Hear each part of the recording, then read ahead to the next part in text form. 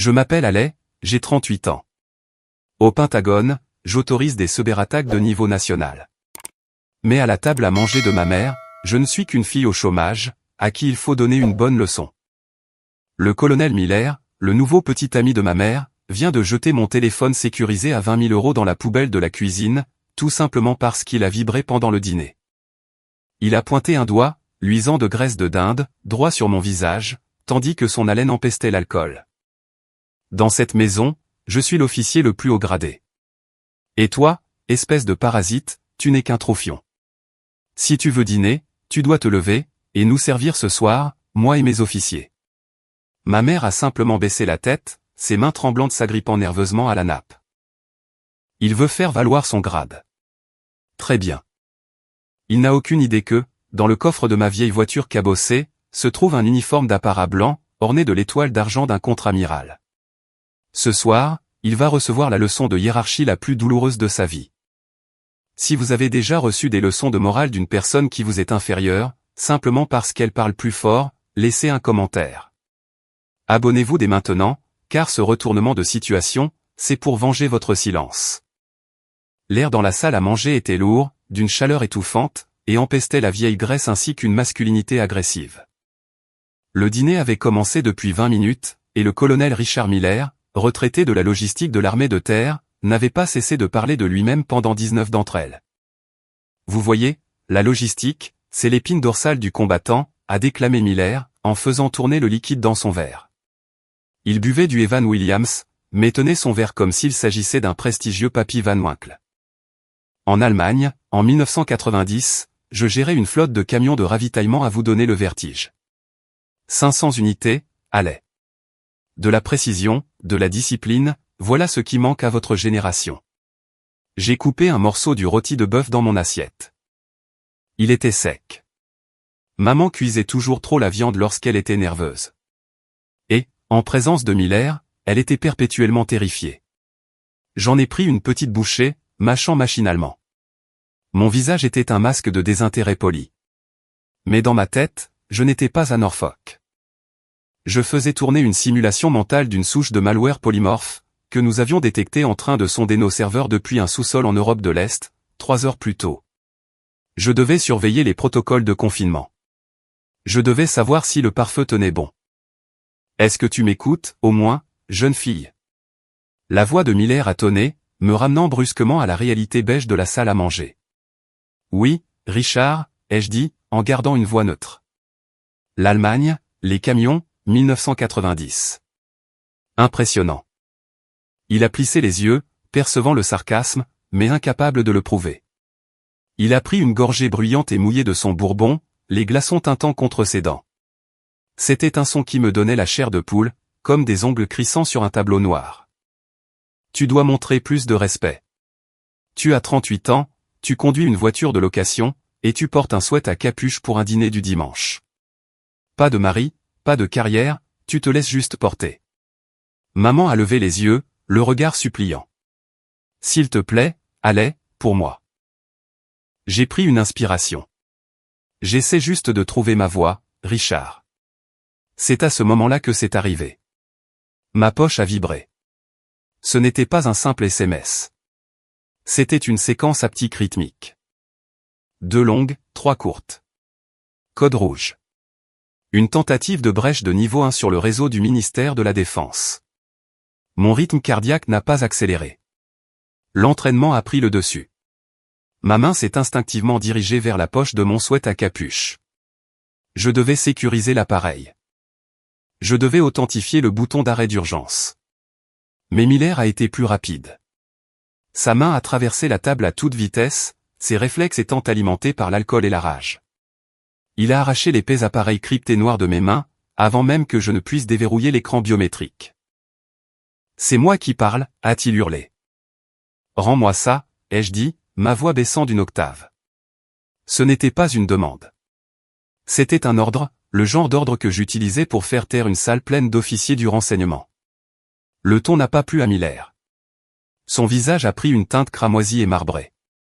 Tu es accro, a-t-il ricané, en se levant pour dominer la table. Aucune discipline, aucune concentration, juste des écrans et des jouets. Il s'est retourné, et a jeté l'appareil à travers la pièce. Le temps a semblé ralentir. J'ai regardé ce matériel classé secret défense, d'une valeur de 20 000 €, décrire un arc de cercle dans les airs. Il n'a pas touché le sol. Il a atterri avec un bruit sourd, humide et écœurant, directement dans la poubelle ouverte de la cuisine, qui était alors remplie des restes du repas de ce soir, de la sauce figée, des épluchures de pommes de terre, et le résidu rouge et gluant d'une sauce au canneberge en conserve. Le silence s'est abattu brutalement sur la pièce. Le seul son était le bourdonnement du réfrigérateur, suivi de la forte inspiration de ma mère. « Richard » a murmuré maman, la voix tremblante. « Silence, Carole » a aboyé Miller, sans même la regarder. Il me fixait, la poitrine haletante, attendant que j'explose. Il cherchait la bagarre. Il voulait que je crie, pour pouvoir justifier le fait de me jeter dehors. Ça, c'est une leçon, allez. Dans l'armée, si un soldat ne pouvait pas suivre des instructions de base, on lui retirait ses privilèges. Tu es une invitée dans ma maison. Ma maison, mes règles. Tu n'as zéro discipline. Tu es molle. Tu crois que le monde te doit de quoi vivre? Je suis resté figé. Mon esprit analysait les implications à toute vitesse. L'appareil était étanche, certifié IP68, mais il reposait dans des déchets organiques. Si le capteur biométrique était obscurci par la graisse, je devrais utiliser la commande de secours, ce qui déclencherait un signalement de localisation au Pentagone. Il verrait que l'actif était stationnaire dans une zone résidentielle. J'ai regardé Miller. J'ai vu un petit homme complexé, gonflé par de l'alcool bon marché et des gloires passées, essayant de dominer deux femmes, parce qu'il se sentait insignifiant dans le monde réel. Toutes les fibres de mon être voulaient se lever, lui faire un balayage, et le clouer au sol en linoléum jusqu'à l'arrivée de la police militaire. Je voulais lui dire que, pendant qu'il gérait des camions dans une zone sécurisée en Allemagne, je coordonnais des frappes de drones sur des théâtres de combat actifs. Mais la voix de Marc Aurèle a alors flotté à travers le brouillard rouge de ma colère. La meilleure vengeance est de ne pas ressembler à son ennemi. Si je le combattais maintenant, je ne serais que la belle-fille en colère. Si je le combattais maintenant, c'est maman qui subirait les représailles après mon départ. Sous la table, j'ai lentement desserré les poings. J'ai pris une profonde inspiration, inhalant l'odeur du rôti de bœuf et de la peur. Je me suis levé. Je n'ai pas repoussé ma chaise brutalement. Je me suis déplacé avec la grâce précise et fluide d'un prédateur, qui décide de ne pas tuer aujourd'hui. Où crois-tu aller comme ça, a exigé Miller, en titubant légèrement. Je suis passé devant lui. Je n'ai pas regardé son visage. J'ai marché droit vers la grande poubelle en acier inoxydable. J'ai baissé les yeux. L'appareil noir était à moitié submergé dans la bouillie rouge de canneberge. J'ai plongé la main. La sensation était révoltante. La sauce froide et gluante recouvrait mes doigts. J'ai attrapé le téléphone, et je l'ai sorti. La sauce goûtait sur le carrelage immaculé de la cuisine. Goutte, goutte, goutte. J'ai tiré la manche de mon sweat gris sur ma main, et j'ai méthodiquement essuyé l'écran. J'ai vérifié le voyant d'état, qui clignotait toujours. Bien. Je me suis retourné pour leur faire face. Maman pleurait silencieusement maintenant, les larmes traçant des sillons dans son fond de teint. Miller avait l'air confus, la bouche légèrement entr'ouverte, attendant cette crise de colère qui ne venait pas. Je l'ai regardé droit dans les yeux, mon expression était vide, dépouillée de toute émotion. « Vous avez raison, colonel », ai-je dit doucement, ma voix tranchant la tension comme un scalpel. La discipline est primordiale. J'ai tourné les talons, et je me suis dirigé vers la porte de derrière, celle qui mène au garage. « Je n'ai pas fini de te parler », a crié Miller dans mon dos. « Je dois nettoyer ça correctement », ai-je dit, en ouvrant la porte sur l'air froid de la nuit, et je dois vérifier l'huile de ma voiture. Elle fuit. Je suis sorti dans le garage sombre, et j'ai refermé doucement la porte derrière moi, bloquant le son de sa voix. Mes mains ne tremblaient pas. Elles étaient stables. J'ai baissé les yeux sur le téléphone. L'écran clignotait, en attente d'une authentification biométrique. Ghost Actual au commandement, ai-je murmuré dans l'air de la nuit. Situation instable. Je maintiens la position. Miller pensait avoir gagné. Il pensait avoir brisé l'adolescente rebelle. Il ne se doutait pas qu'il venait de déclarer la guerre à une puissance souveraine. Et je m'apprêtais à abattre toute la puissance de l'US Navy, directement sur son petit dîner. Le garage était glacial, formant un contraste saisissant avec la chaleur étouffante de la salle à manger. Ça sentait l'essence, le vieux carton, et cette légère odeur saumâtre de la rivière Elizabeth, qui imprégnait tout à Norfolk. Je me suis assise sur le siège conducteur de ma voiture de location, une Ford Taurus grise et banale, le moteur éteint et les portes verrouillées. Le plafonnier intérieur projetait une lumière jaune et dure sur mes mains, pendant que je finissais de désinfecter le téléphone avec une lingette imbibée d'alcool, que je gardais dans la boîte à gants. La sauce au canneberge était tenace, collante dans le port de charge, mais j'ai finalement réussi à le nettoyer. J'ai pressé mon pouce contre l'écran. Le capteur biométrique allume mon empreinte, et l'appareil s'est déverrouillé, inondant le petit habitacle de la lumière bleue de l'interface sécurisée. Ghost Actual, ai-je murmuré, la voix stable. Situation contenue. Fausse alerte. Intégrité du matériel confirmée. Aucune extraction requise. J'ai attendu l'accusé de réception du système automatisé du Pentagone. Une simple coche verte est apparue. J'ai relâché un souffle, que j'ignorais retenir. Si j'avais laissé ce téléphone dans la poubelle, ou si Miller avait endommagé le seau de confinement, la balise GPS se serait activée. En moins de 20 minutes, un SUV noir transportant une équipe tactique de la base navale voisine, aurait défoncé la porte d'entrée de ma mère, pour récupérer un actif classé. Miller se serait retrouvé au sol, menotté avec des colliers de serrage, ce qui aurait été très satisfaisant, mais ma couverture aurait été grillée aux yeux du monde, et de ma mère. Je devais rester Allais le raté, la marginale, parce que Allais, le contre-amiral et directrice des opérations de cyberguerre, était un fantôme. Mon grade et mon travail faisaient de moi une cible pour les services de renseignement étrangers. L'anonymat était mon armure, et en ce moment, cette armure m'étouffait. J'ai fermé l'ordinateur portable, caché le téléphone sous la roue de secours dans le coffre, et je suis rentré dans la maison. La cuisine était vide. La poubelle sentait toujours la nourriture gâchée. Je pouvais entendre le bourdonnement de la télévision depuis le salon, Miller regardant des rediffusions de vieux films de guerre, sans aucun doute, ainsi que le doux bruit de l'eau qui coulait depuis la salle de bain, à l'étage. J'ai monté les escaliers jusqu'à mon ancienne chambre. Elle n'avait pas beaucoup changé depuis mon départ pour l'Académie navale, 20 ans plus tôt. Le même papier peint bleu délavé, la même rayure sur le sol où j'avais l'habitude de traîner mon bureau. Mais maintenant, cela ressemblait moins à un sanctuaire, et plus à un garde-meuble pour l'ego de Miller. Empilés dans le coin se trouvaient des boîtes étiquetées, les trophées de Richard et l'équipement de terrain. Sa présence me repoussait lentement hors du seul espace qu'il me restait. Je me suis assise sur le bord du lit simple, regardant mes mains. Un instant plus tard, on a frappé timidement à la porte. Allais ? Maman a poussé la porte. Elle s'était démaquillée, révélant les rides profondes d'épuisement, gravées autour de ses yeux et de sa bouche. Elle avait l'air plus petite que dans mes souvenirs, les épaules voûtées comme si elle s'attendait à recevoir un coup.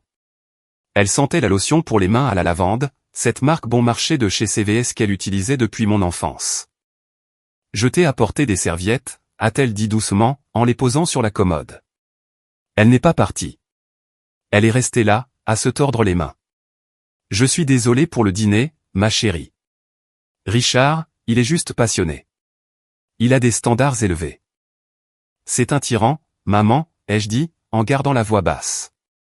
Il a jeté mes affaires à la poubelle. Ce ne sont pas des standards élevés.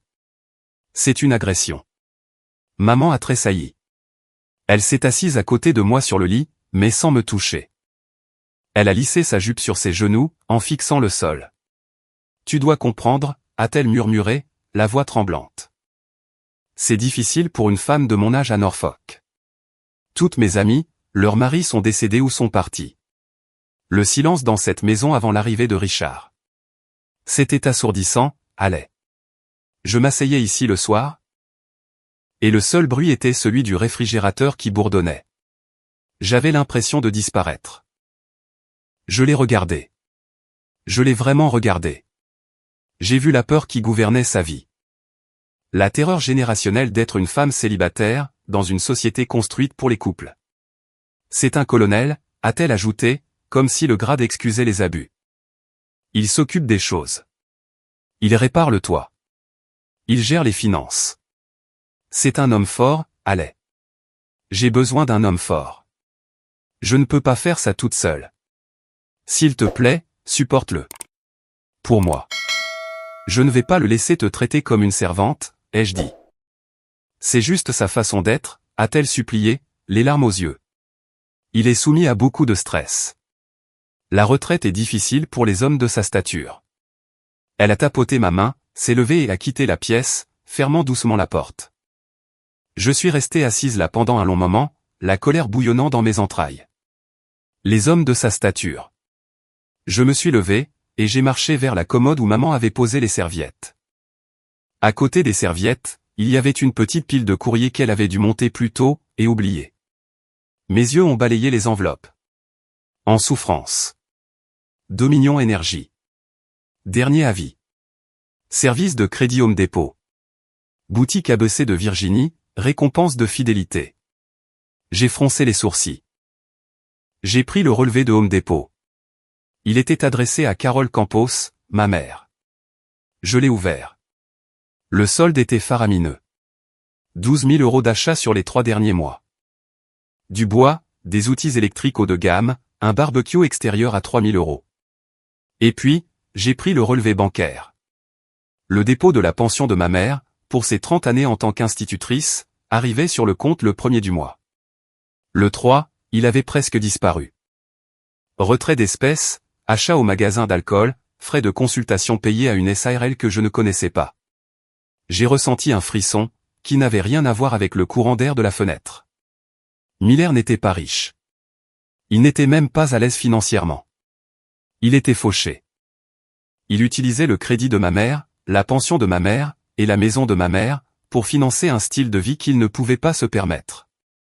Le colonel finançait son Bourbon et ses fausses rénovations sur le dos d'une femme, qui avait trop peur de la solitude pour vérifier ses propres relevés bancaires. Il n'était pas un patriarche. C'était un parasite. Il la manipulait pour lui faire croire qu'elle avait besoin de lui, tout en siphonnant activement les économies de toute une vie. J'ai marché jusqu'au mur qui séparait ma chambre de la leur. Je pouvais entendre le son étouffé de la télévision qui s'éteignait, suivi des ronflements lourds et réguliers de Richard Miller. Il dormait profondément, en sécurité dans son royaume, persuadé d'avoir réussi à intimider les femmes de sa vie, et à les soumettre. J'ai baissé les yeux sur le relevé bancaire dans ma main. Mon pouce a tracé la ligne indiquant un retrait de 400 € dans un magasin d'alcool. Vous avez choisi la mauvaise maison, colonel, ai-je murmuré dans la chambre vide.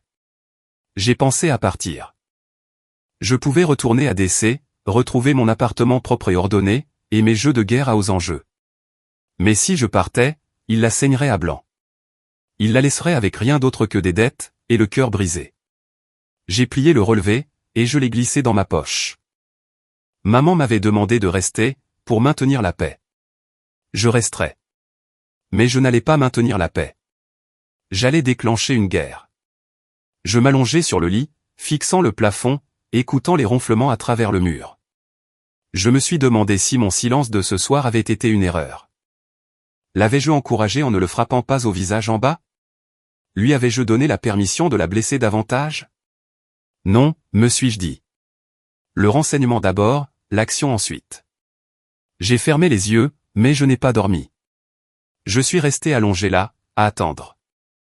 J'ai synchronisé ma respiration sur le rythme de la maison, me préparant. Demain, je ne serai plus la fille.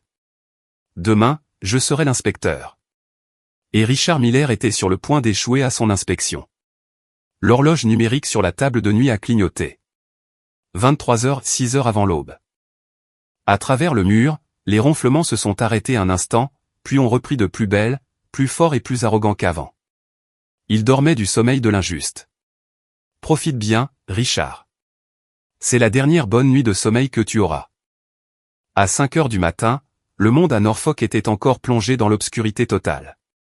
La seule lumière provenait de la lueur orange des lampadaires, se reflétant sur la rosée du matin dans la pelouse. J'étais plongé dans un sommeil profond et sans rêve. Ce genre de coma induit par l'épuisement, qui ne survient qu'après une journée de guerre psychologique.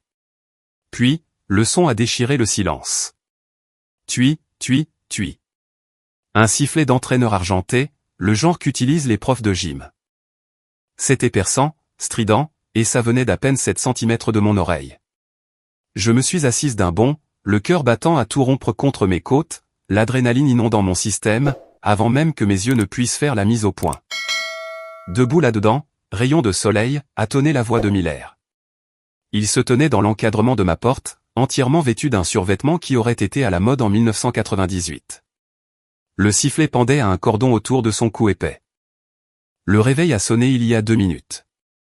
Dans mon unité, on t'aurait fait éplucher des patates pendant une semaine pour cette léthargie.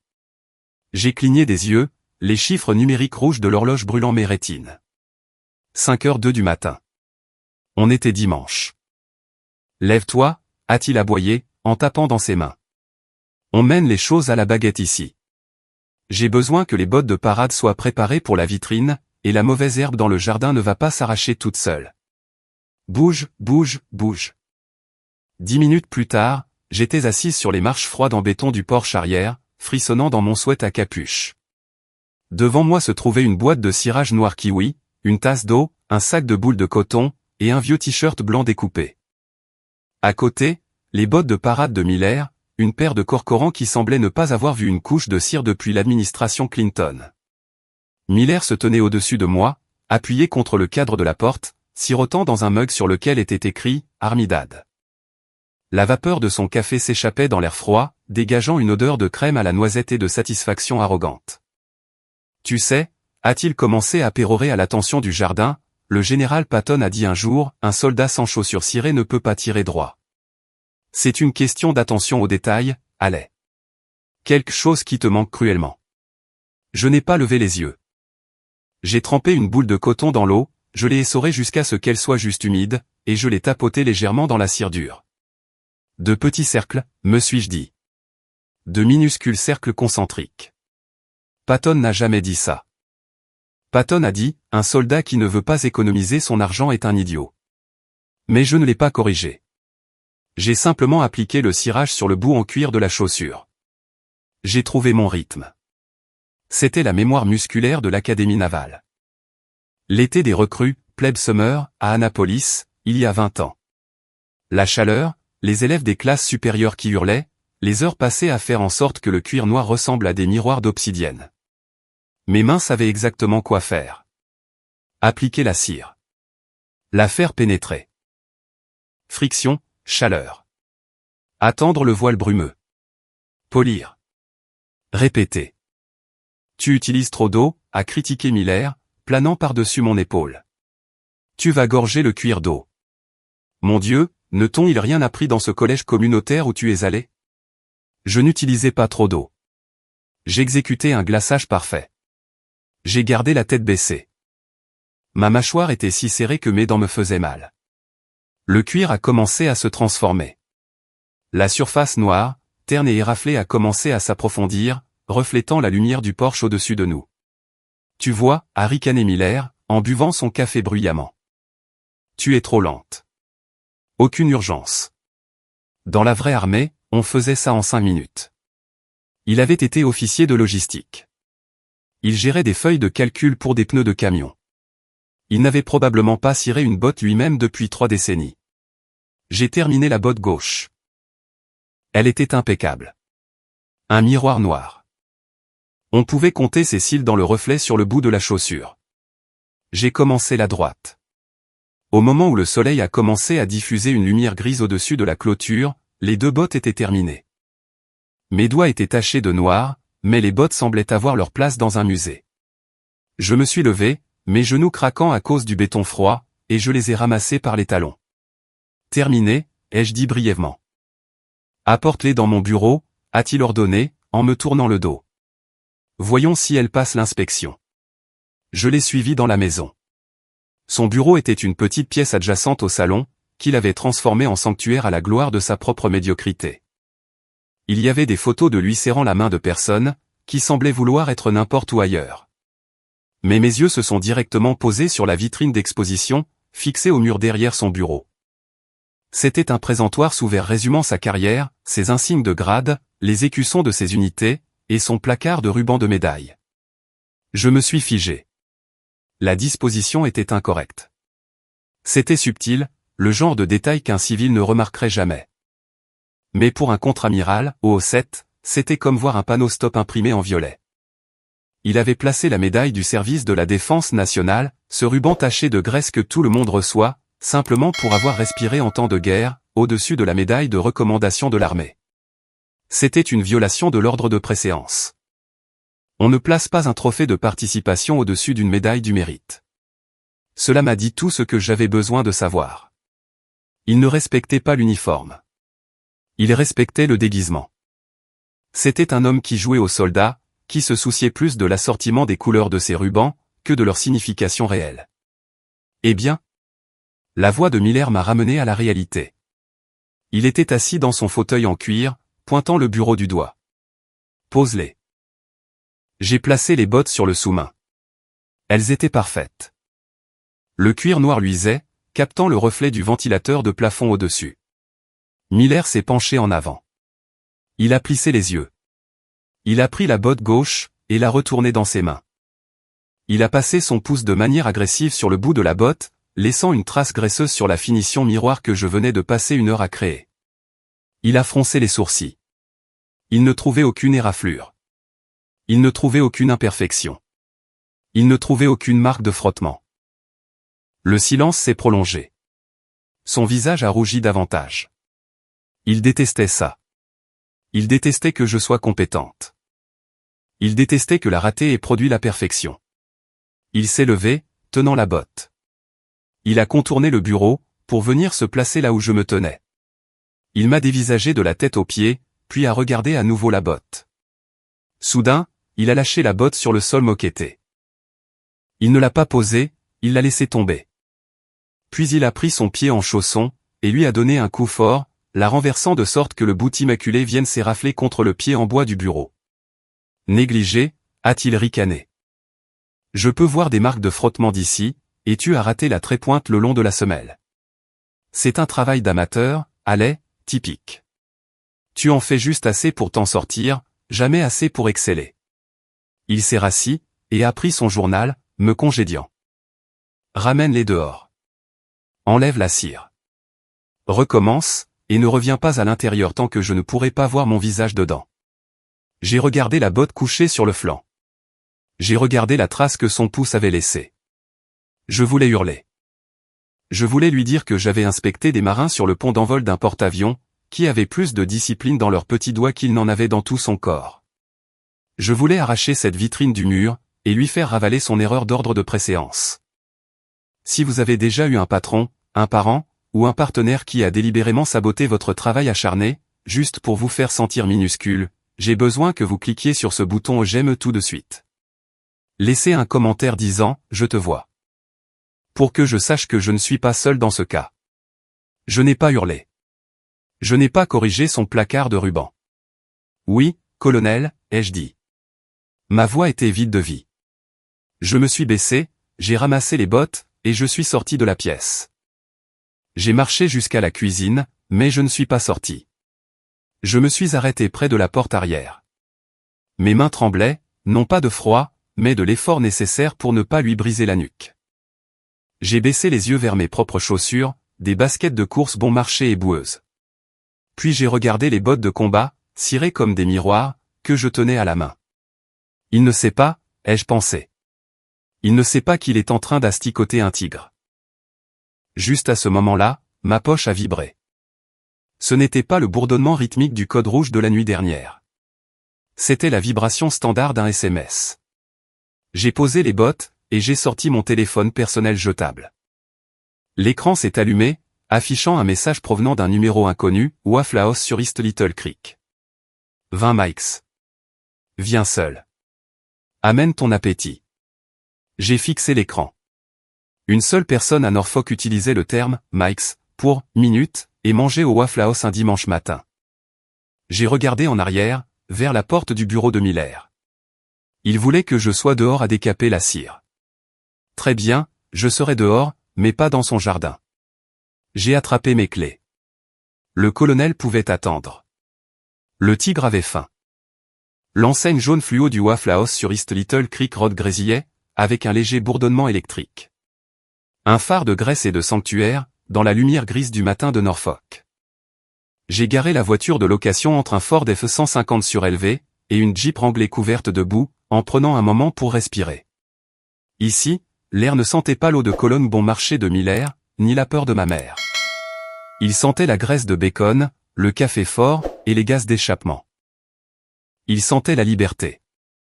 J'ai serré mon sweat à capuche autour de moi, et je suis entré. Le restaurant était déjà bondé. Le bruit était une symphonie chaotique, typique du sud des États-Unis. Le fracas des lourdes assiettes en céramique frappant les tables en formica, le sifflement des galettes de pommes de terre jetées sur le grill brûlant, et la serveuse hurlant des commandes en code sténo au cuisinier. Commande prête. Spécial All-Star, œufs brouillés baveux, galettes éparpillées, étouffées et recouvertes. J'ai balayé la salle du regard.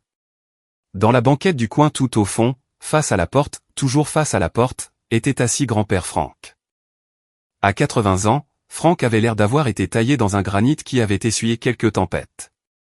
Il portait une casquette de baseball bleu délavée, avec un lettrage doré, USN Retired, retraité de la marine américaine. C'était un ancien maître principal, Master Chief Petty Officer, un grade E9. Dans la marine, les amiraux commandent peut-être les flottes, mais ce sont les maîtres principaux qui les font tourner. Il était assis avec une posture parfaite, sirotant un café noir, ses yeux traquant chaque personne qui entrait ou sortait du restaurant. Je me suis glissé sur la banquette en face de lui. Le siège en vinyle était craquelé, réparé avec du ruban adhésif argenté qui m'a pincé la cuisse. « Tu as une mine de déterré, gamine », a dit Franck, sa voix n'étant qu'un grondement rocailleux. Il n'a pas souri, mais les rides autour de ses yeux se sont creusées. C'était sa version à lui d'un câlin. « Bonjour à toi aussi, grand-père », ai-je répondu, en faisant signe à la serveuse pour avoir un café. Miller m'a fait lever à 5 heures pour cirer ses bottes. Il a cité Patton de travers. Franck a renâclé, secouant la tête. Richard Miller ne saurait pas différencier George Patton d'un trou dans le sol. Cet homme était commis aux approvisionnements. J'ai vérifié son dossier. La serveuse a déposé un mug devant moi, et a versé du café fumant sans s'arrêter de mâcher son chewing-gum en rythme. « Qu'est-ce que je vous sers, ma jolie ?» « Le spécial All-Star », ai-je dit. Gaufres, œufs au plat. Bacon, galettes de pommes de terre éparpillées. Ça marche. Nous avons mangé dans un silence confortable pendant un moment. C'était le silence de deux personnes qui n'avaient pas besoin de remplir l'air de bruit, juste pour prouver qu'elles existaient. J'enfournais les œufs dans ma bouche, réalisant à quel point j'avais faim. Le travail émotionnel requis pour ne pas briser la nuque de Miller, brûlait plus de calories qu'un marathon.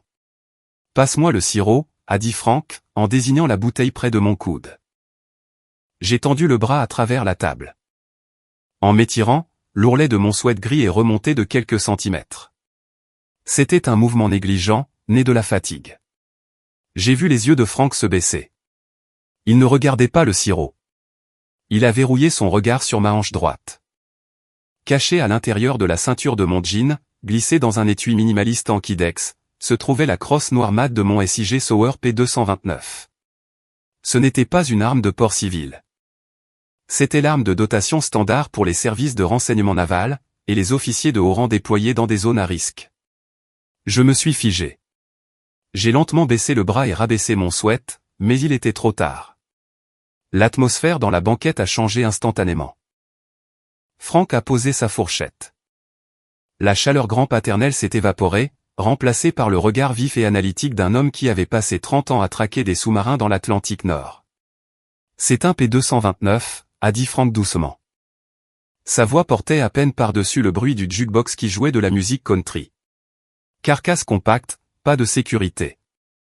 Ce n'est pas le genre de choses qu'on achète chez un prêteur sur gage. Allez. J'ai serré ma tasse de café. C'est pour me protéger, grand-père. Une femme seule qui voyage. Ne me mens pas, m'a-t-il coupé, le ton tranchant. Je sais reconnaître du matériel gouvernemental quand j'en vois. Et j'ai vu la façon dont tu as scanné la pièce en entrant. Tu ne cherchais pas une table. Tu cherchais des menaces. Il s'est penché au-dessus de la table, sa voix baissant jusqu'au murmure. Ta mère me dit que tu es au chômage. Elle dit que tu te laisses porter, mais les marginaux ne portent pas d'armes fédérales, et ils n'ont pas de callosité sur l'index. Je l'ai regardé. C'était l'homme qui m'avait appris à pêcher sur la jetée d'Ocean View. L'homme qui me glissait des bonbons en douce, quand maman disait non. Il était la seule figure masculine de ma vie qui ne m'avait jamais déçu. J'ai décidé de lui faire confiance. Je me suis penché en avant, réduisant la distance entre nous au-dessus de la table poisseuse. Je ne suis pas au chômage, grand-père. Je m'en doutais, a-t-il grogné. Renseignement? Commandement de la cyberguerre, ai-je chuchoté. Franck a haussé un sourcil. Officier? J'ai hoché la tête. Lieutenant, a-t-il deviné. Capitaine de corvette. J'ai pris une grande inspiration. J'ai regardé autour de moi, pour m'assurer que personne n'écoutait. Le couple dans la banquette voisine se disputait à propos des frais de scolarité. La serveuse hurlait à propos de toast. Nous étions en sécurité. Oh 7, ai-je soufflé. Franck s'est figé. Sa tasse de café s'est arrêtée à mi-chemin de sa bouche. Il m'a fixé, ses yeux bleus s'écarquillant. Il a assimilé le code. Oh 7, contre-amiral, Rear Admiral Lowe Alf.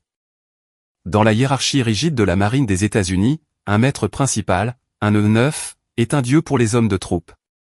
Mais un O7 est une étoile dans le ciel. Cela signifiait que je surpassais en grade chaque personne de la base navale située en bas de la route. Cela signifiait que je surpassais Miller d'une marge si grande, que c'en était comique. Amiral, a murmuré Franck, le mot semblant étrange sur sa langue. Oui, maître principal, ai-je souri faiblement. Lentement, un regard de fierté absolue et pure a inondé son visage buriné. Ça a commencé par son menton, qui a légèrement tremblé, et s'est monté jusqu'à ses yeux, qui sont soudainement devenus humides. Il m'a regardé, non plus seulement comme sa petite fille, mais comme un officier supérieur qui avait gravi la montagne qu'il avait passé sa vie à garder. Il a commencé à se redresser, son instinct de se mettre au garde-à-vous prenant le dessus. Non, ai-je sifflé, en posant ma main sur son avant-bras. Assieds-toi, grand-père. S'il te plaît, je suis sous couverture stricte ici. Pour maman, pour Miller, je dois être la ratée. Franck s'est détendu, mais son attitude a changé. Il m'a regardé avec un respect nouveau et profond. Il s'est tenu plus droit. Oh 7, a-t-il marmonné pour lui-même, en secouant la tête et en riant doucement. Bon sang, ma petite fille est un officier général.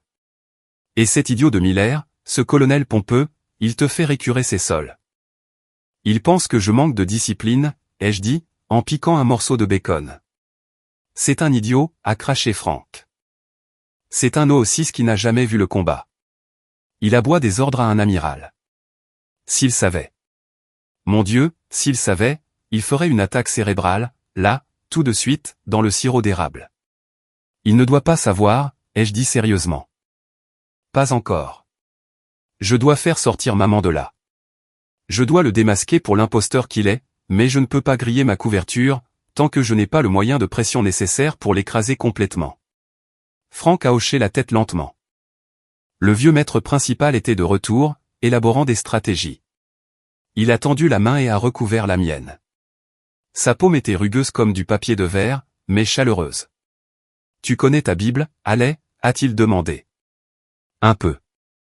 Proverbe 17h28, a cité Franck de mémoire, sa voix stable et grave. Même l'insensé, quand il se tait, passe pour sage. Celui qui ferme ses lèvres est un homme intelligent. Il a serré ma main. Tu fais ce qu'il faut, amiral. Laisse-le parler. Laisse-le se vanter. Laisse-le creuser sa propre tombe. Il a levé sa tasse de café pour porter un toast. Donne-lui assez de cordes, Allais, a dit Franck, une lueur malicieuse dans les yeux. Donne-lui assez de cordes, et ce fil de pute se pendra tout seul avant même qu'on serve le dessert. J'ai souri sincèrement, pour la première fois en 24 heures. Bien reçu, maître principal. Nous avons terminé notre petit déjeuner dans une nouvelle sorte de silence, une conspiration à deux. Je n'étais plus seul.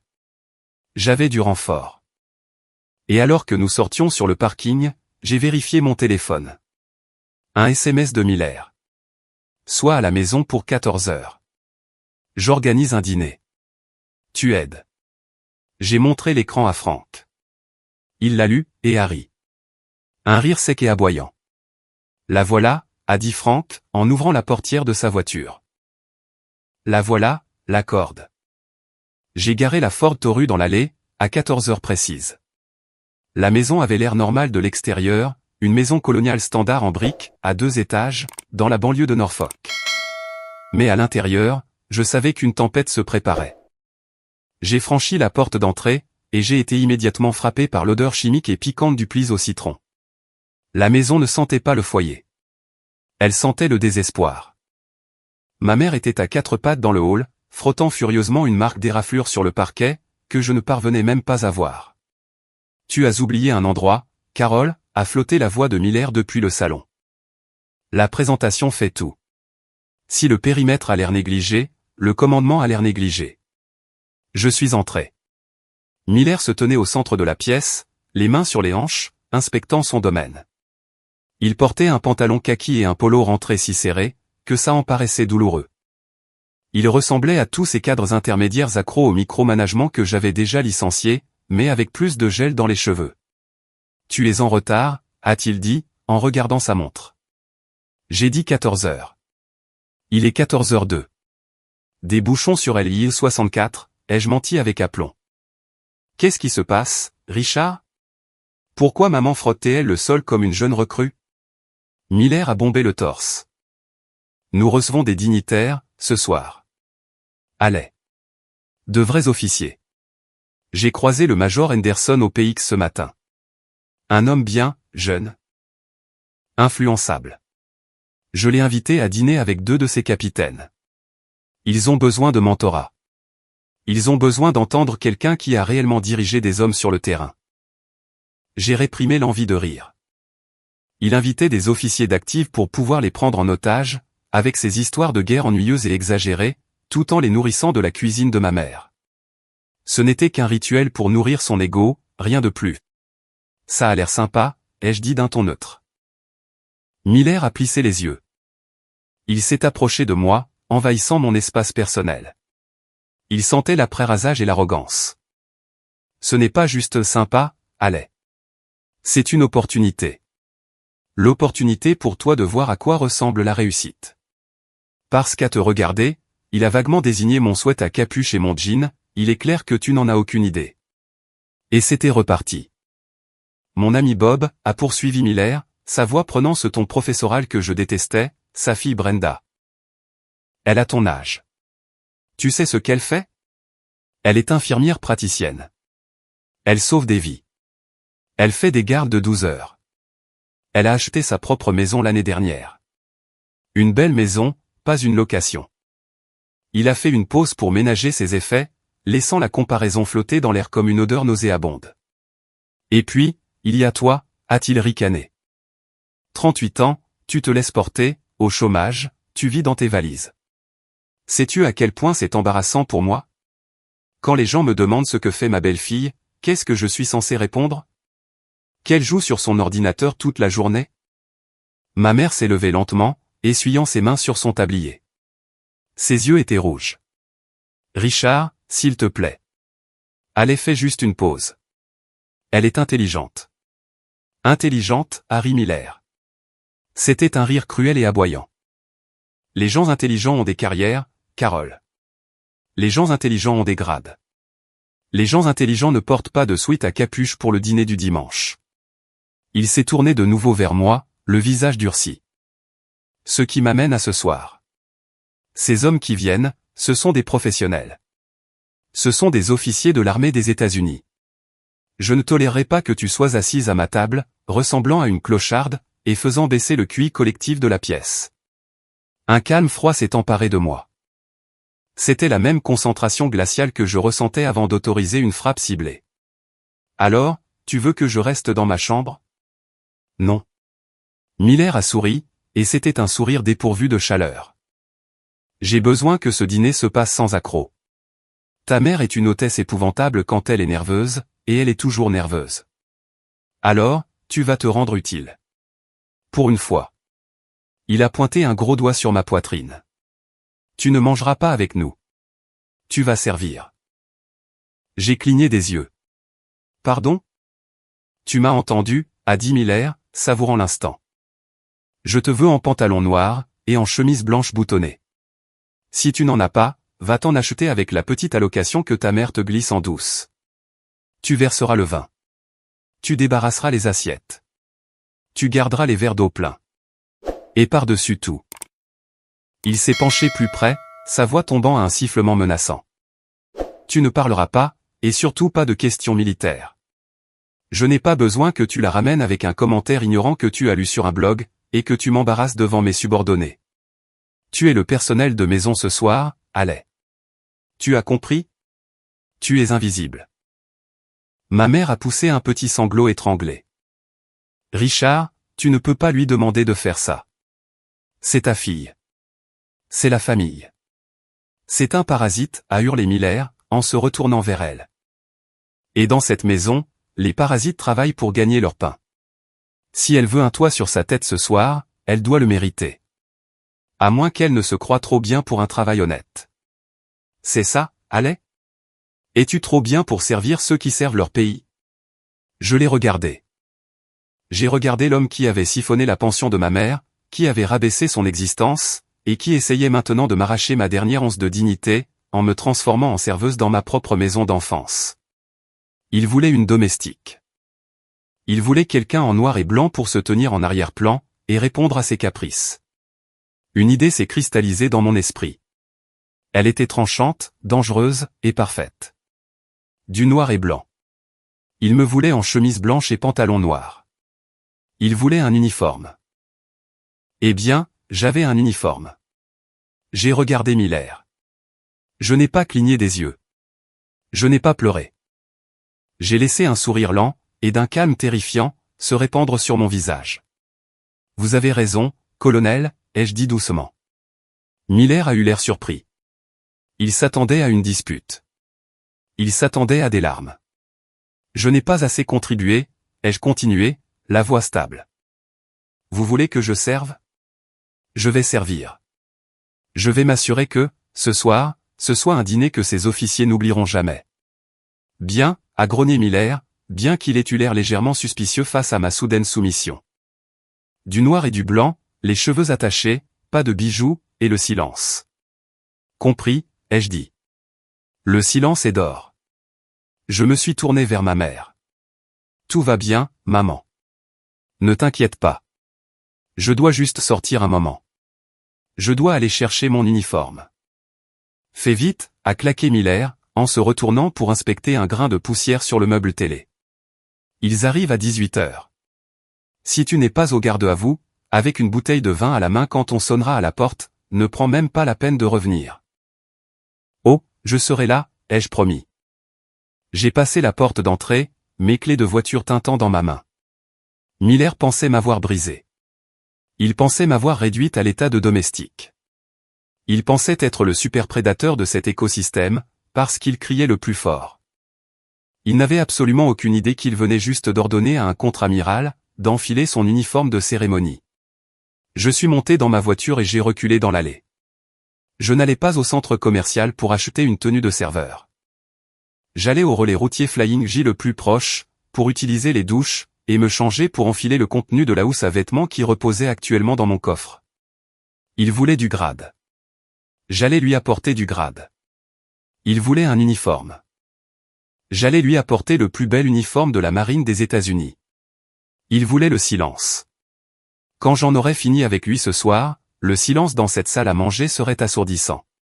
Je me suis inséré sur l'autoroute, le moteur de la Ford Taurus ronronnant sous moi.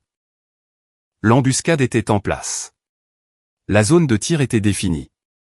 Le colonel Richard Miller s'attendait à une domestique. Il allait avoir un commandant. Je me suis engagé sur LIE 64 Ouest, le moteur de la Ford Taurus gémissant alors que je dépassais la limite de vitesse. Mes mains étaient détendues sur le volant, ma respiration rythmique et lente. La colère qui vibrait dans ma poitrine depuis 24 heures avait disparu. À sa place se trouvait une clarté froide et cristalline. Miller voulait un spectacle. Il voulait une représentation. J'allais lui offrir le plus grand spectacle de sa vie. J'ai appuyé sur la commande vocale du volant. Appelez Evans. La ligne a sonné une fois. Capitaine de corvette Evans. Une voix nette a répondu. Pas de politesse. Evans était mon aide de camp, un homme que j'avais personnellement choisi au sein du bureau du renseignement naval. Il savait que, lorsque j'appelais depuis ma ligne jetable, c'était généralement que le monde était en feu. Evans, ici actual, ai-je dit, ma voix couvrant le bruit de la route. Statut. Sécurisé, amiral. Je suis actuellement à la base navale de Norfolk, en train de passer en revue les rapports de préparation hebdomadaires. Avons-nous une situation? Nous avons une situation hostile domestique, ai-je dit. J'active le plan de contingence. J'ai besoin que vous ameniez le véhicule officiel au point de rendez-vous, le parking du Walmart sur Military Highway. Heure d'arrivée estimée, 15 minutes. Il y a eu une brève pause sur la ligne. Evans traitait l'information. Le SUV noir, madame? Celui qui est blindé. Affirmatif. Configuration complète d'officier général. Nettoyez-le. Je veux que les fanions d'ailes soient prêts à être montés. Compris, a dit Evans, son ton passant de l'administratif à l'opérationnel. Uniforme pour l'événement? Uniforme de service blanc, ai-je dit. Col officier, médaille complète, gants. Bien reçu, amiral. Uniforme blanc. Je vous vois dans 15 minutes. J'ai raccroché.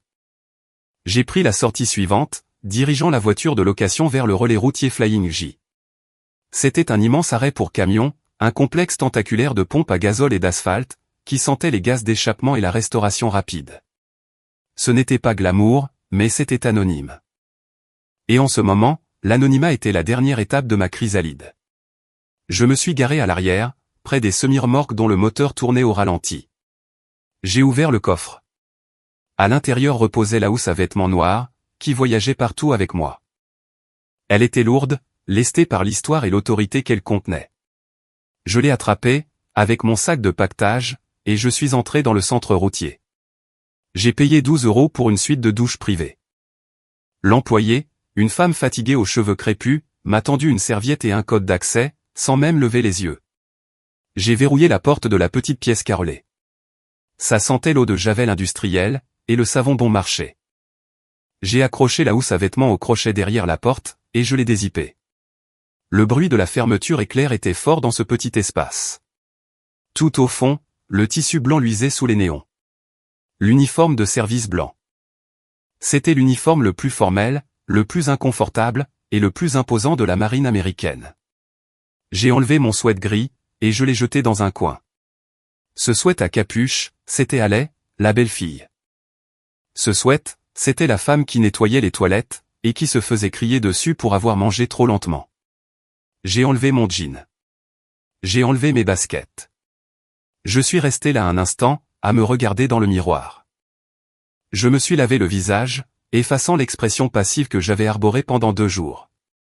Quand j'ai relevé la tête, les yeux qui me dévisageaient étaient durs. C'étaient les yeux d'une femme qui traquait des hackers parrainés par des États pour gagner sa vie. J'ai enfilé le pantalon blanc. Il était parfaitement taillé, un pli net descendant le long de la jambe, assez tranchant pour couper du verre. J'ai enfilé la tunique. Le haut col officier s'est refermé d'un claquement sec autour de mon cou, me forçant à lever le menton, me forçant à redresser la colonne vertébrale. On ne peut pas s'avachir en uniforme blanc. C'est physiquement impossible. Cet uniforme exige de la posture. Ensuite est venue la quincaillerie. J'ai ouvert la boîte en velours. Les épaulettes, du feutre noir rigide avec des broderies dorées, et au centre de chaque épaulette, une unique étoile d'argent. Contre-amiral. Je les ai clipsées sur les épaules de la tunique. Clic, clic. Ensuite, le placard de ruban. 5 rangées de rectangles de soie colorés. La médaille du service supérieur de la défense, Défense Superior Service Medal. La Légion du Mérite, Légion of Merit. La Bronze Star avec l'insigne VU pour valeur, gagnée non pas derrière un bureau, mais dans une base opérationnelle avancée à Kandahar, quand les tirs de mortier ont commencé à pleuvoir. J'ai épinglé le lourd placard sur ma poitrine, vérifiant l'alignement dans le miroir. Parfaitement centré, un quart de pouce au-dessus de la poche gauche. J'ai mis les gants blancs. J'ai mis la casquette de service, la casquette blanche avec les broderies dorées en feuilles de chêne sur la visière. La transformation était terminée.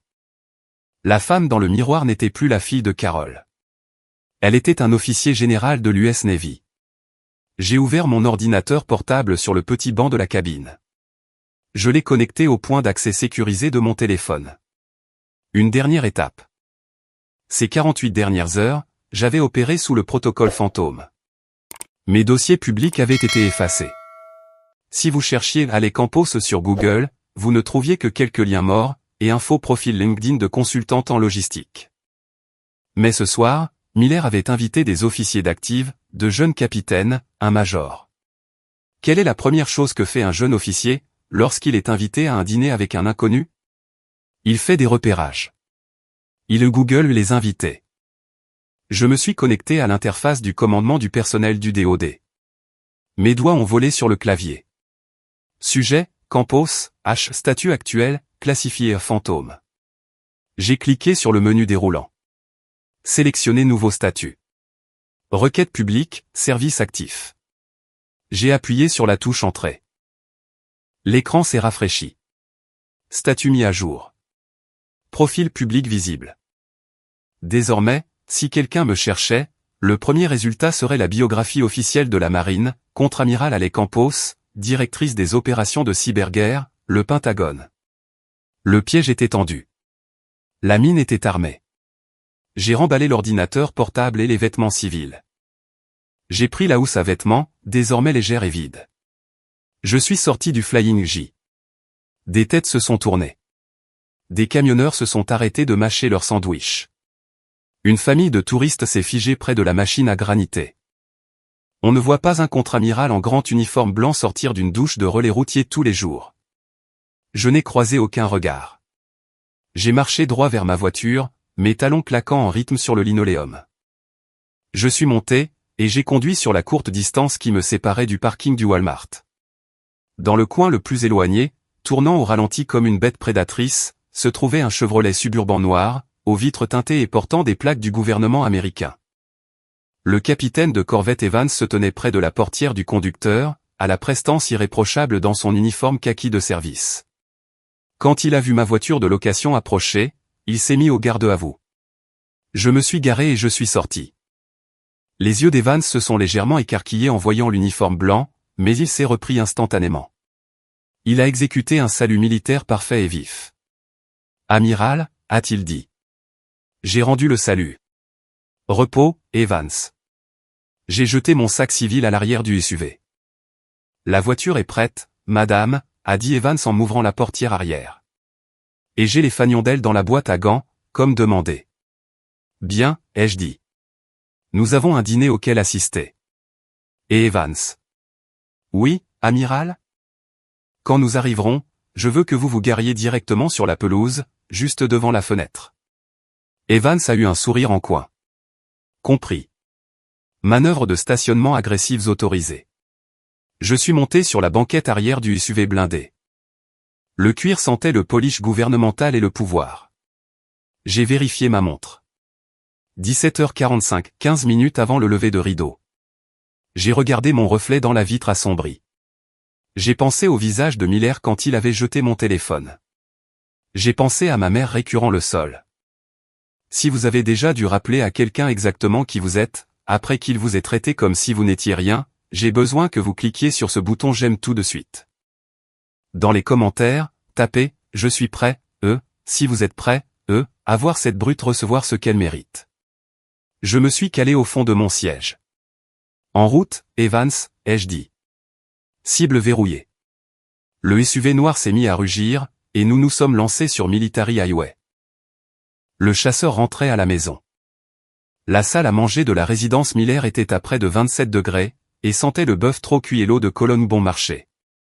Il était 18h15. En bout de table trônait le colonel Richard Miller, à la retraite, tenant sa cour comme un seigneur féodal. Il faisait tourner son verre de Bourbon ou du Evan Williams qu'il avait versé dans une carafe en cristal, pour le faire passer pour un produit haut de gamme et faisait de grands gestes avec un cigare allumé qu'il ne fumait pas réellement, s'en servant juste pour faire de l'effet. Face à lui se tenaient ses captifs, le major David Henderson et deux jeunes capitaines, uniformisés dans leurs chemises habillées et leurs expressions polies.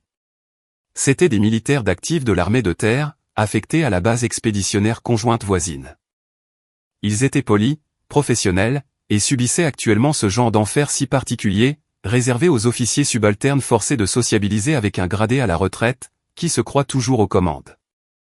Vous autres, les gars, vous avez la vie facile aujourd'hui, tonnait Miller, le visage empourpré par ses 2 premiers verres. La technologie fait tout le travail pour vous. Les drones, les satellites. À mon époque, avant la guerre du Golfe, on n'avait pas d'iPad. On avait des cartes, des boussoles, et du cran. Le major Henderson a bougé légèrement sur sa chaise. Sur son revers figurait un signe de fantassin de combat et une épingle de la Purple Hat, indicateur subtil qu'il avait vu, dans la vallée de Korangal, des choses que Miller n'avait vues que dans les films. Mais Henderson se contentait d'acquiescer respectueusement. La logistique, c'est l'art de la guerre, messieurs, poursuivait Miller, inconscient de l'ennui qu'irradiaient ses invités. Je me souviens d'une nuit à Francfort. Les convois étaient bloqués. Tempête de neige. Le commandement paniquait. Je suis sorti là-dedans, sans manteau, juste avec mon arme de poing, et j'ai fait la circulation pendant 6 heures, j'ai sauvé toute l'opération. L'un des capitaines, une jeune femme nommée Rodriguez, jeta un coup d'œil discret à sa montre. Miller a surpris son mouvement. « Est-ce que je vous ennuie, capitaine » a lâché Miller, sa jovialité disparaissant instantanément. « Non, monsieur » a dit rapidement Rodriguez, la colonne vertébrale se redressant. « Je vérifiais juste l'heure, monsieur. Nous avons un briefing tôt demain. » « Les briefings peuvent attendre » a déclaré Miller en remplissant son propre verre. La sagesse, non. Vous écoutez ceux qui ont ouvert la voie. Juste à ce moment-là, la porte battante de la cuisine s'est ouverte. Carole Campos est entrée, portant un lourd plat en céramique. Elle avait l'air petite et terrifiée. Ses mains, habituellement stables, tremblaient sous le poids du rôti de bœuf. La viande était grise et fibreuse, entourée de carottes et de pommes de terre réduites en bouillie à force d'avoir été bouillies. L'odeur d'oignon brûlé s'échappait de l'assiette. Le dîner est servi, a murmuré Carole, en plaçant le plat au centre de la table. Miller a fixé le rôti. Il n'a pas pris le couteau à découper. Il a regardé la viande. Puis il a regardé Carole. Et ensuite, il a regardé le dressage de la table. Le silence s'est étiré, long et angoissant. Carole, a dit Miller, d'une voix faussement douce. Oui, Richard. Où sont les serviettes de table? Carole s'est figée. Ses yeux se sont posés sur les espaces vides à côté des fourchettes. Oh. Oh mon Dieu. Je les ai laissés dans le sèche-linge. J'étais tellement inquiète pour la sauce. Miller a claqué sa main sur la table. Les couverts ont sursauté. La carafe en cristal a cliqueté. Incroyable, a sifflé Miller, secouant la tête en regardant les officiers. Vous voyez à quoi je dois faire face? Des instructions simples, des serviettes, des fourchettes, de la nourriture. Ce n'est pas de la physique nucléaire, Carole. C'est de la gestion domestique de base. Le major Henderson baissait les yeux vers son assiette, la mâchoire contractée. Monsieur, ce n'est vraiment pas un problème. Nous n'avons pas besoin d'eux. J'exige des standards dans ma maison, major. Miller l'a coupé, pointant un doigt vers Carole. Va chercher les serviettes, et essaie de ne pas brûler la maison en revenant. Mon Dieu, les femmes dans cette maison sont des incapables. Carole a tressailli, comme si elle avait été frappée. Elle a marmonné des excuses, et s'est dépêchée de retourner dans la cuisine, essuyant une larme sur sa joue. L'air dans la pièce était désormais si lourd de tension, qu'il était difficile de respirer. Les capitaines regardaient leurs chaussures. C'étaient des guerriers entraînés à combattre des insurgés, mais ils étaient impuissants face à une brute domestique, protégée par son grade de colonel à la retraite. Miller a pris le couteau à découper, et assied le rôti. Il était sec. Des flocons de viande s'émiettaient de l'os. Sec, a marmonné Miller assez fort pour que tout le monde entende. Évidemment, c'est comme manger du cuir. Il a balancé une tranche de viande dans l'assiette de Henderson. Alors, a dit Miller, changeant de sujet comme s'il n'avait pas purement et simplement agressé verbalement sa compagne. Vous m'avez posé des questions sur ma belle-fille tout à l'heure, allez. Henderson s'est éclairci la gorge, reconnaissant pour ce changement de cap. Oui, monsieur. Vous avez mentionné qu'elle logeait chez vous. Miller a ri. C'était un bruit de tout humide. Qu'elle logeait? Elle vit en parasite, oui. C'est ce qu'elle fait. Il a pris une grande gorgée de bourbon. 38 ans, a dit Miller, en se penchant comme s'il partageait un complot. pas mariée, pas d'enfant, pas de carrière.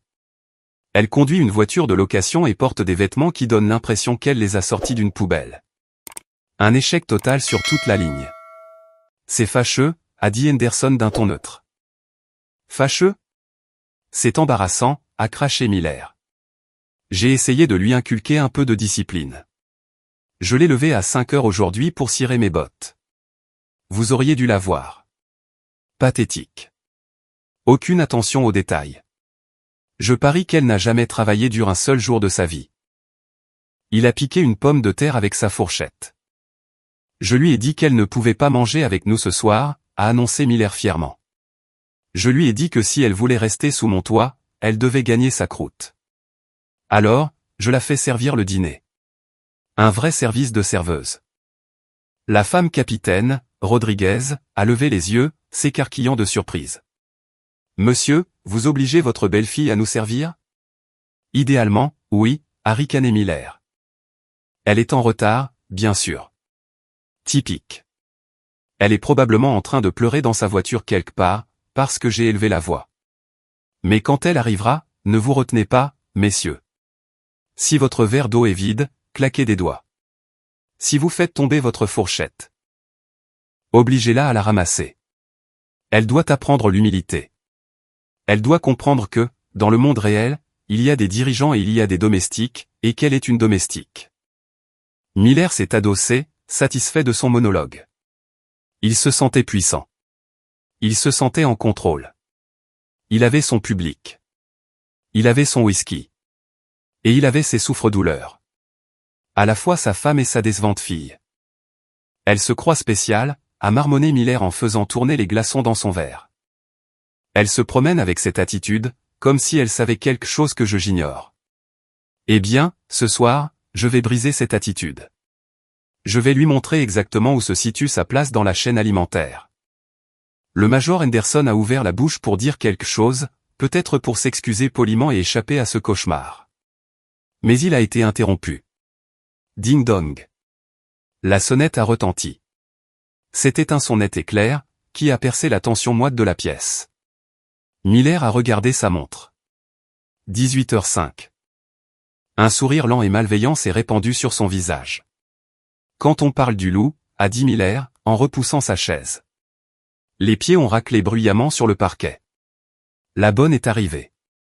Il s'est levé, ajustant sa ceinture. Il a regardé les officiers avec un clin d'œil. Excusez-moi, messieurs. Je dois aller l'accueillir. Et par accueillir, je veux dire que je vais lui passer un savon monumental pour ses 5 minutes de retard. Vous feriez bien de vous boucher les oreilles. Je vais utiliser ma voix de commandement. Miller est sorti à grands pas de la salle à manger, marchant vers la porte d'entrée avec l'assurance d'un homme qui marche vers son couronnement. Il était prêt à crier. Il était prêt à rabaisser. Il était prêt à écraser l'esprit de la femme qui se tenait sur son porche. Il a atteint la porte d'entrée, et a saisi la poignée. Il l'a ouverte d'un coup sec, sa bouche formant déjà le premier mot de son insulte. Tu es une honte absolue. Mais le mot est mort dans sa gorge. Il ne s'est pas estompé. Il a été tranché net, coupé court, comme si l'air avait été aspiré de ses poumons. Miller a cligné des yeux. Il a cligné des yeux de nouveau. Son cerveau, imbibé de Bourbon bon marché et d'arrogance, a essayé de traiter l'image qui se trouvait devant lui, mais les données ne correspondaient pas à la réalité. Il s'attendait à voir une ratée de 38 ans, vêtue d'un sweat gris taché. Il s'attendait à des épaules voûtées et des yeux fuyants. Au lieu de cela, il faisait face à un mur d'un blanc aveuglant et immaculé.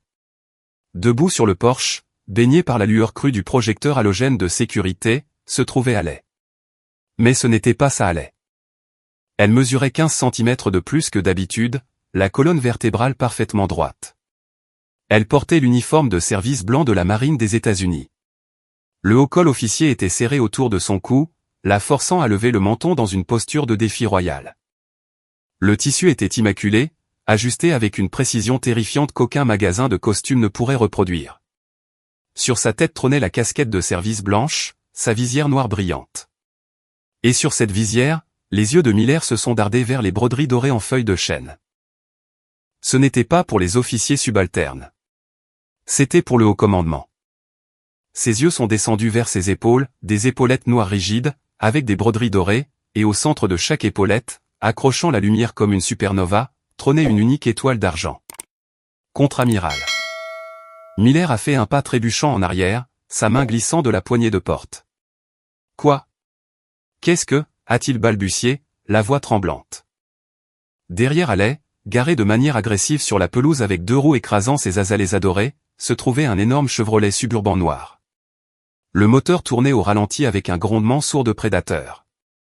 Les vitres étaient d'un noir impénétrable, et sur le pare-choc avant, un porte-fanion arborait un drapeau bleu frappé d'une étoile blanche. Le capitaine de corvette Evans se tenait près de la porte arrière du SUV.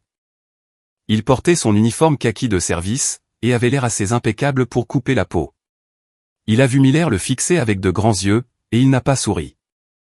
Il a exécuté un salut militaire vif et parfait dans le dos de Allais, puis a pris la position de repos, observant Miller avec l'expression froide et lasse d'un homme qui garde des secrets nucléaires pour gagner sa vie. « Vous êtes en retard, colonel » a dit Allais. Sa voix était méconnaissable. Ce n'était pas le marmonnement doux de la belle fille. C'était le ton projeté et résonnant de l'autorité d'un officier général. Elle s'est avancée. Miller a instinctivement reculé dans le hall d'entrée, ses jambes flageolantes. Il ne comprenait pas. Ça devait être une blague, une farce. Mais les médailles. Ses yeux se sont fixés sur son placard de rubans. 5 rangées. La médaille du service supérieur de la défense. La Légion du mérite. Des rubans qu'il fallait toute une carrière pour obtenir. Ils étaient parfaitement alignés, exactement un quart de pouce au-dessus de sa poche gauche. Allais a franchi le seuil. Le bruit de ses chaussures vernies sur le parquet était net et rythmique. Clic, clic, clic. Elle est passée devant Miller comme s'il était un meuble. Elle ne l'a pas regardé. Elle regardait droit devant elle, vers la salle à manger où les invités attendaient. Miller s'est retourné, la bouche bée, regardant cette étrangère envahir sa maison. Dans la salle à manger, le major Henderson faisait face à l'entrée. Il avait une fourchette remplie de rôtis de bœuf sec, à mi-chemin de sa bouche. Il a levé les yeux quand il a entendu les pas lourds. À travers l'arche, il a vu l'uniforme blanc. Il a vu les épaulettes. Il a vu l'étoile. Le major Henderson n'a pas réfléchi. Il n'a pas analysé la situation. Son entraînement, 15 ans de discipline au sein de l'armée de terre, ancré dans la moelle de ses os, a pris le dessus instantanément. La mémoire musculaire d'un soldat prend le pas sur tout, même sur la confusion. La fourchette est retombée dans son assiette dans un grand fracas. Henderson a bondi de sa chaise, comme s'il avait été électrocuté. Sa chaise a basculé en arrière, s'écrasant bruyamment sur le sol, mais il n'a pas bronché. Il s'est tenu droit comme un i, la poitrine bombée, le menton rentré, les yeux fixés droit devant. « Garde à vous » a hurlé Henderson. Sa voix a été un coup de tonnerre, qui a fait trembler le cristal dans le buffet. Les 2 jeunes capitaines, qui sirotaient leur eau, se sont précipités. Ils n'ont pas posé de questions. Si un major crie « Garde à vous », on se lève. Les chaises ont raclé violemment le bois alors qu'ils bondissaient sur leurs pieds, bloquant leur corps dans la position rigide du garde à vous, les bras collés au corps, les pouces le long de la couture de leurs pantalons, les yeux fixés sur un point du mur.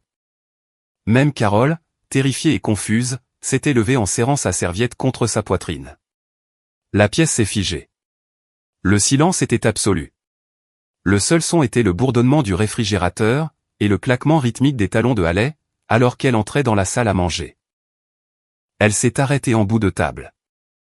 Elle est restée là un instant, laissant l'image s'imprimer sur leur rétine. Elle était un monolithe de blanc et d'or. La pièce paraissait plus petite avec elle à l'intérieur. L'air semblait plus rare. Miller est entré dans la pièce en titubant derrière elle, ressemblant à un serveur débraillé qui aurait perdu son plateau. Il a regardé Henderson au garde à vous. Il a regardé les capitaines qui transpiraient, terrifiés à l'idée d'être tenus pour responsables de ne pas être en uniforme en présence d'un officier général. « Major » a dit doucement Allais. Elle n'a pas crié. Elle n'en a pas eu besoin. « Amiral » a aboyé Henderson, les yeux écarquillés par un mélange de choc et de respect mêlé de crainte. « Repos, messieurs » a dit Allais. Les 3 officiers se sont légèrement relâchés dans la position de repos, les pieds écartés de la largeur des épaules, les mains derrière le dos, mais ils ne se sont pas assis. On ne s'assoit jamais tant que l'amiral n'est pas assis. Allais a commencé à retirer lentement ses gants blancs. Elle a retiré le gant gauche, doigt par doigt, le tissu glissant contre sa peau dans un doux murmure. Puis le droit.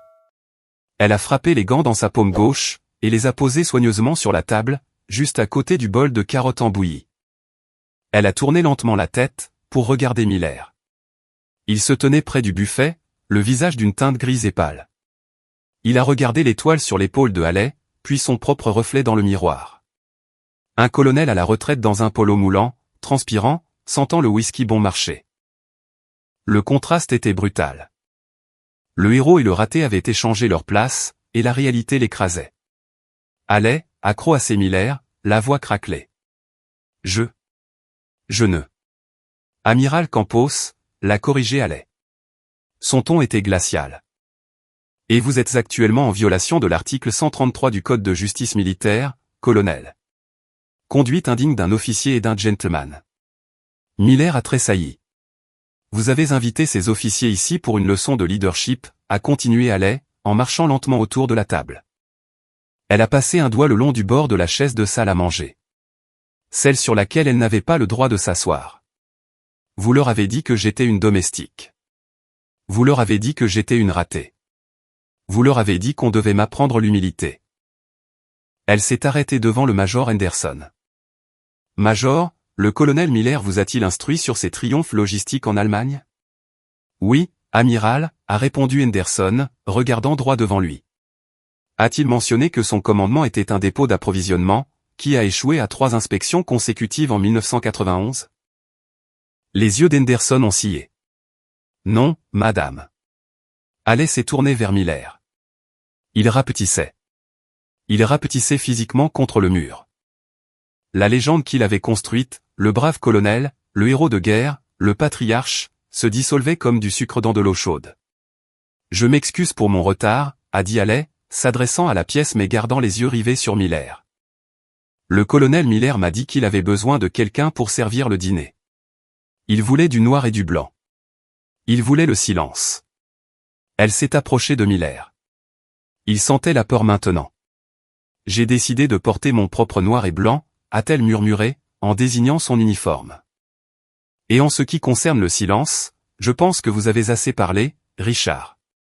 Elle a plongé la main dans sa poche, et en a sorti le relevé de carte de crédit Home Depot qu'elle avait pris dans la chambre de sa mère. Elle l'a laissé tomber sur la table, à côté de ses gants. Ce dîner est terminé, a déclaré Allais. Major Henderson, vous et vos officiers êtes rompus. Vous avez toute ma gratitude pour votre patience face à cette mascarade. Merci, amiral, a crié Henderson. On y va, capitaine. Les 3 officiers ont attrapé leurs casquettes, et ont pratiquement couru vers la porte d'entrée, désespérés d'échapper à la zone de déflagration. La porte d'entrée a claqué. Il ne restait plus qu'elle, sa mère, et l'homme qu'il avait qualifié de raté. J'ai regardé Miller, qui tremblait, s'agrippant au dossier d'une chaise pour se soutenir. La brute arrogante avait disparu. À sa place se trouvait un vieil homme triste et brisé, qui venait de réaliser que la domestique qu'il avait essayé d'écraser, était celle qui tenait le marteau. Je me suis tourné vers ma mère. Fais tes valises, maman, ai-je dit doucement. Nous partons, et nous prenons la voiture de l'amiral. La porte d'entrée s'est refermée dans un déclic, nous scellant tous les 3 à l'intérieur d'un silence qui semblait assez lourd pour broyer des os. Le bruit des voitures des officiers démarrant en trombe dans l'allée s'est estompé au loin, ne laissant que le bourdonnement du réfrigérateur, et la respiration superficielle et saccadée de Richard Miller. Il était appuyé contre le buffet, les jointures blanches alors qu'il agrippait le bord du meuble en acajou. La couleur avait quitté son visage, le laissant d'un gris pâteux et maladif.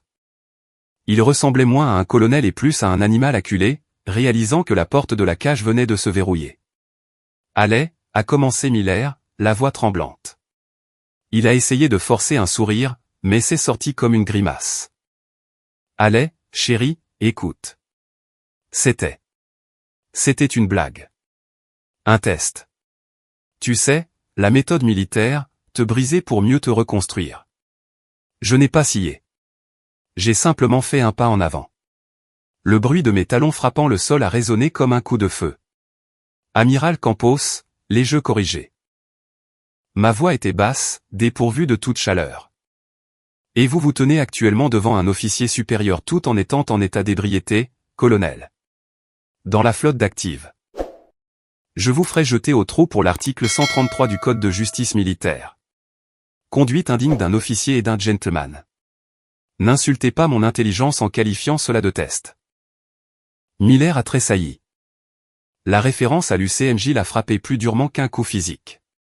Pour un homme dont l'identité entière était enveloppée dans son grade passé, voir le code juridique militaire se transformer en arme contre lui, c'était son pire cauchemar.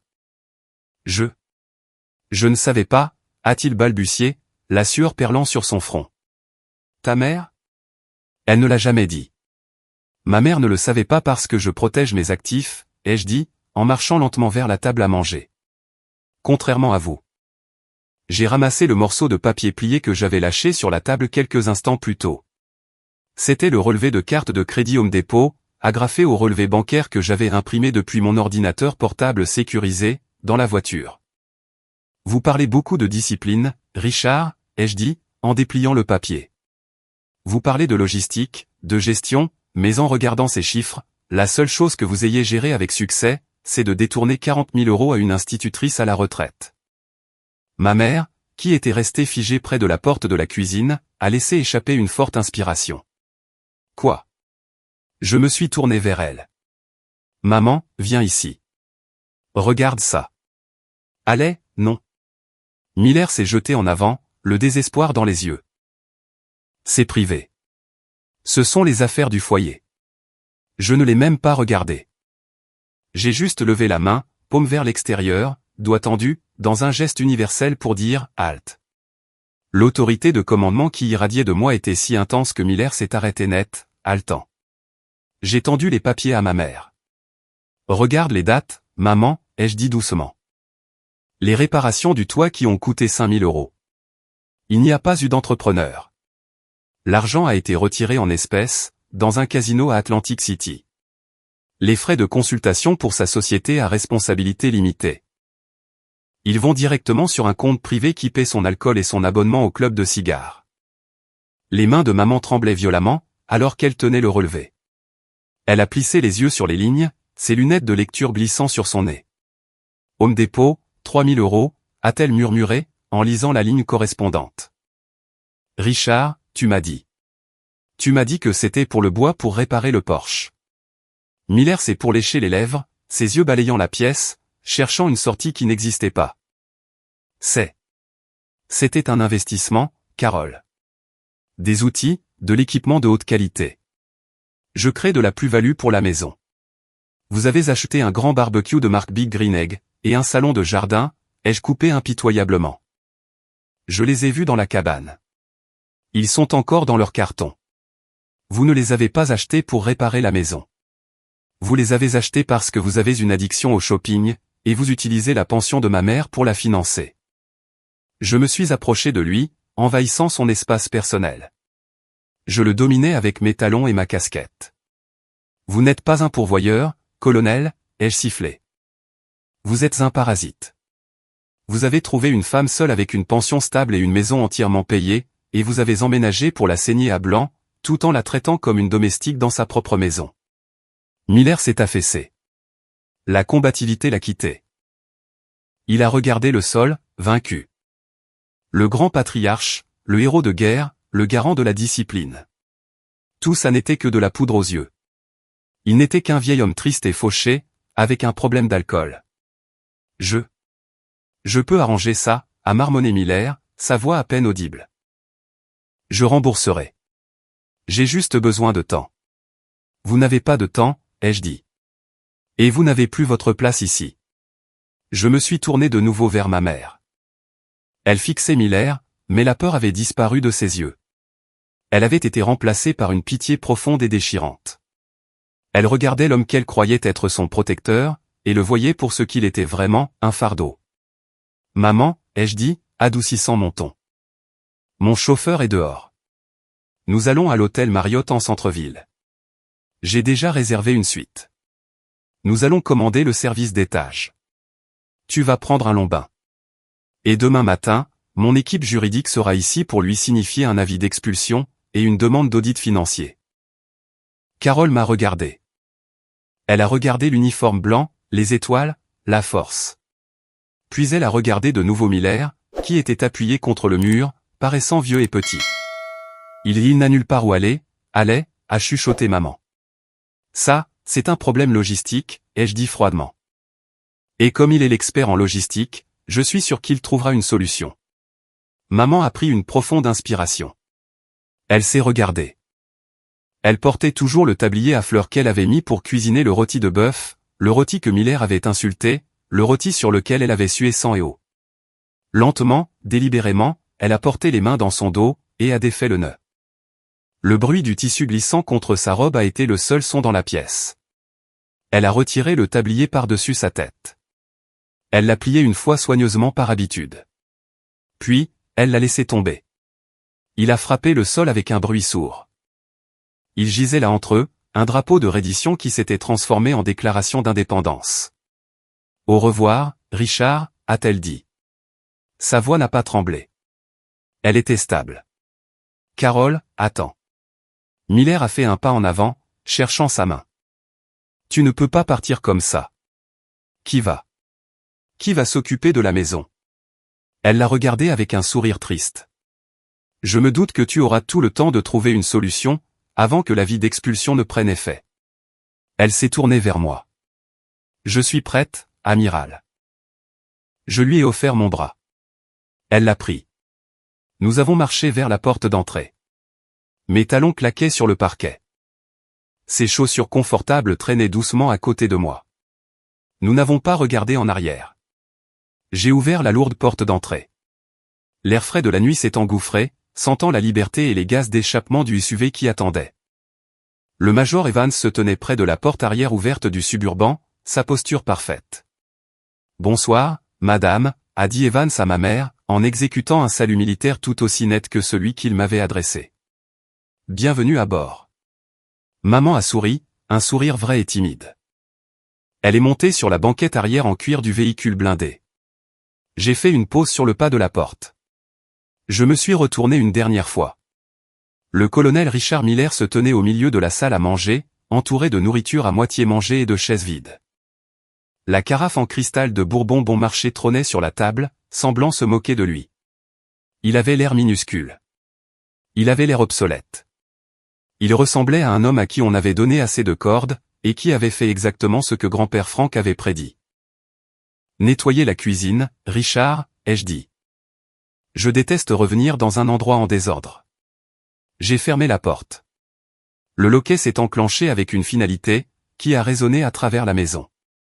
J'ai descendu les marches, l'étoile d'argent sur mon épaule accrochant la lumière de la lune, et je suis monté dans la voiture.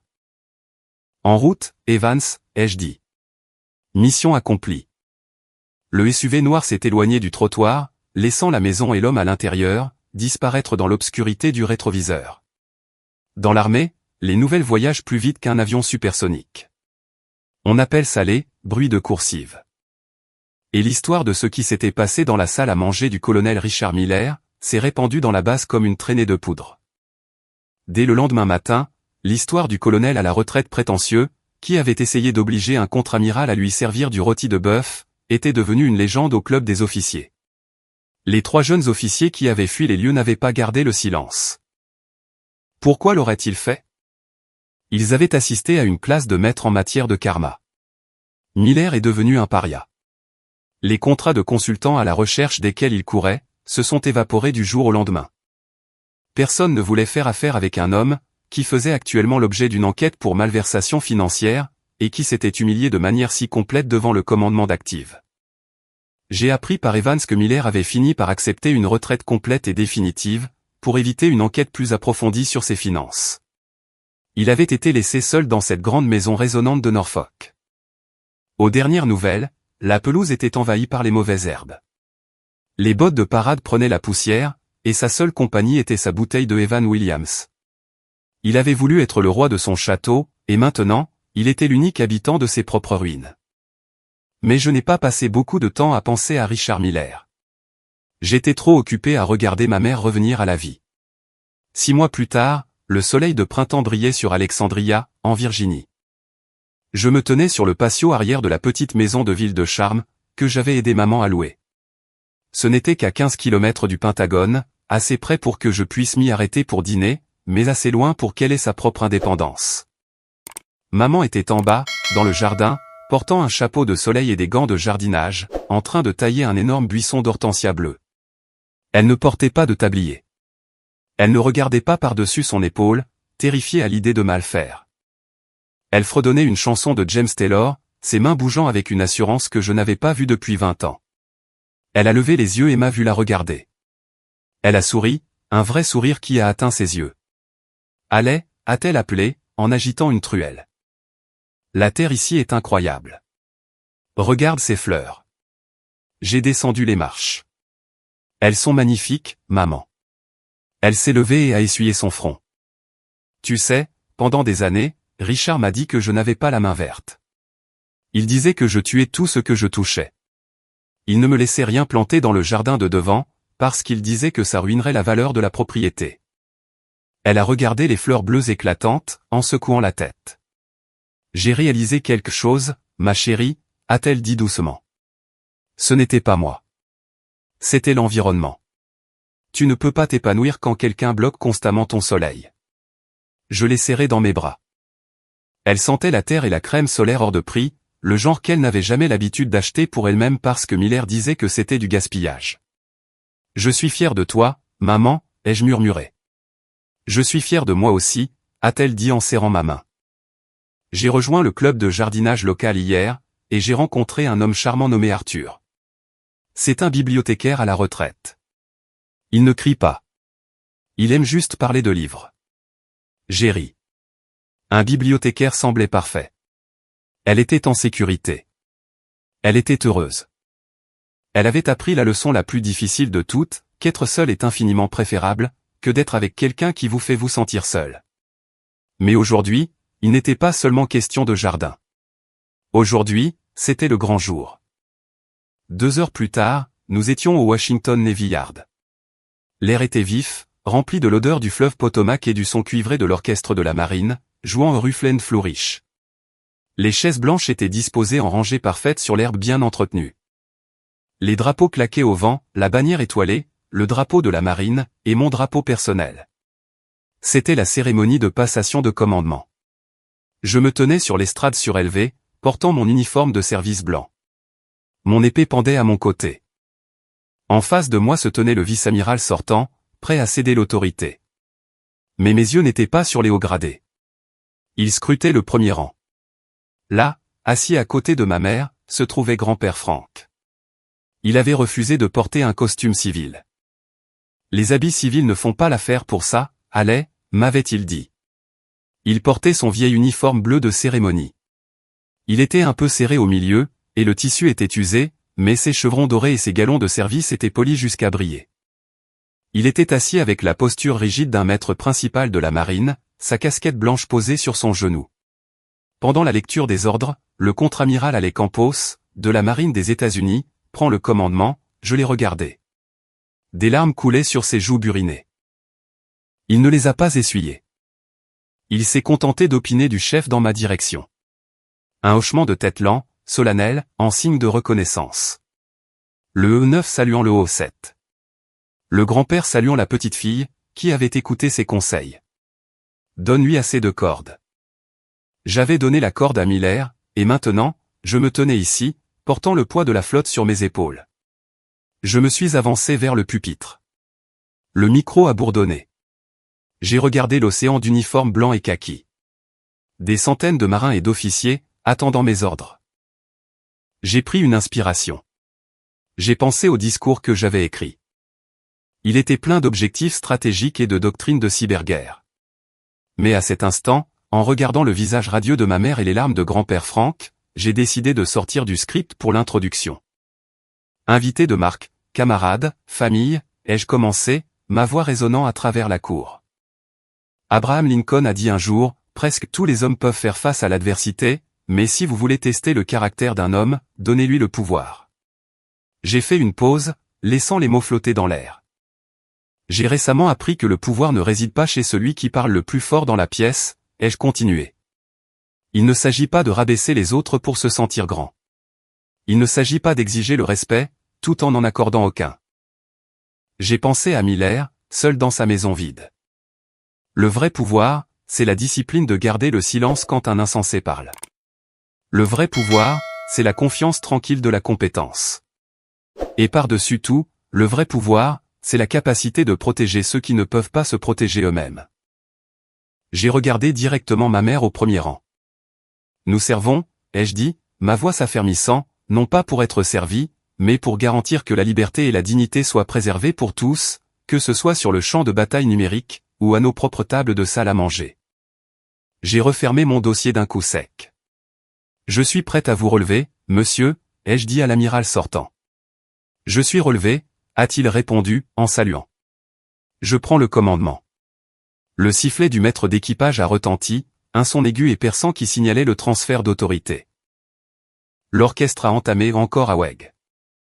Alors que la musique enflait et que les applaudissements éclataient, j'ai levé les yeux vers le ciel bleu au-dessus de la capitale de la nation. J'ai ressenti un profond sentiment de paix. La colère avait disparu.